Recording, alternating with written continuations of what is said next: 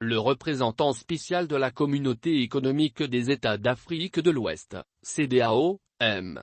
Hamidou Boli a été déclaré persona non grata par le gouvernement malien, lundi 25 octobre 2021, en raison de ses agissements incompatibles avec son statut, a annoncé le ministère des Affaires étrangères et de la coopération internationale dans un communiqué, sans donner plus de détails. Toutefois, nous savons que les positions du représentant de cette organisation ouest-africaine ont été assez intransigeantes à l'endroit des autorités transitoires, depuis le coup d'État du 18 août 2021 contre Ibrahim Boubacar Keïta, HIPC.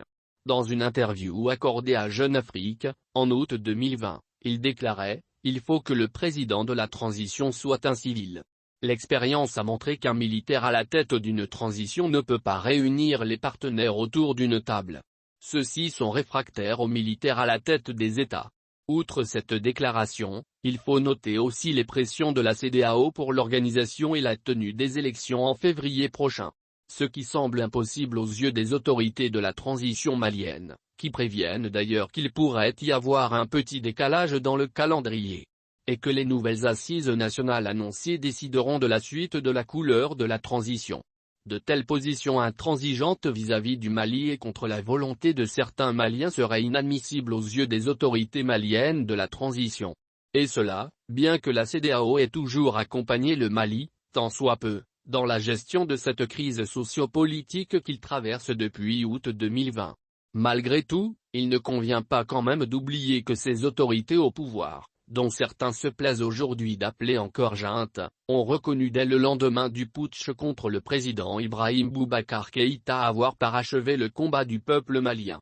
Des citoyens qui se sont soulevés pendant des mois contre la mauvaise gouvernance, la corruption, la délinquance financière et pour l'assainissement de la scène politique. Engagés dans un tel combat, les autorités intérimaires seraient déterminées à refuser toute compromission dans le désintérêt de ce qu'elles appellent le peuple souverain. Dans un tel contexte, faut-il fermer les yeux sur les agissements d'un diplomate au détriment de la stabilité, de la paix? Cela paraît inadmissible pour Bamako.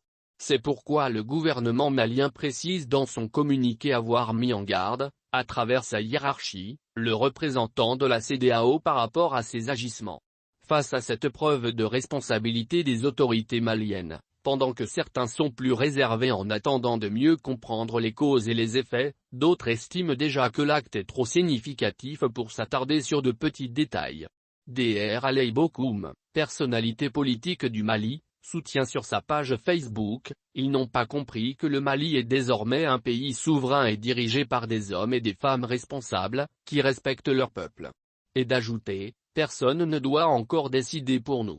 Les autorités maliennes donnent 72 H à l'intéressé pour quitter le territoire malien.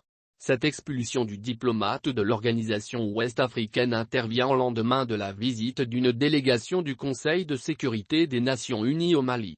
Une visite au cours de laquelle la communauté internationale a exprimé sa volonté de rester derrière la décision de la CEDEAO et de l'UA dans la gestion de la crise malienne, notamment en ce qui concerne le respect du délai de la transition.